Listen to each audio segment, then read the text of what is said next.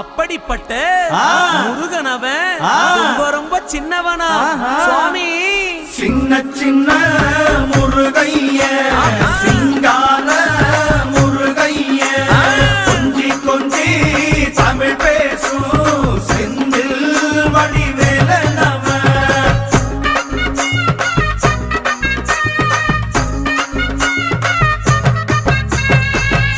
தமிழ் செல்வன் என்பார், சத்குணசீலன் என்பார், மயூர வாகனன் என்பார், மருதமலை ஆண்டவன் என்பார், சென்னிமலை சுவாமி என்பார், சிவன்மலை வேலா என்பார், ஞானபடி வேலன் என்பார், வேலாயுத சுவாமி என்பார், தேவாதி தேவன் என்பார், ஸ்கந்த குரு என்பார், அவ்வையிடம் ஆசி பெற்றவனாம், அப்பனுக்கே பாடம் சொன்னவனா, கார்த்திகை பெண்ணிடம்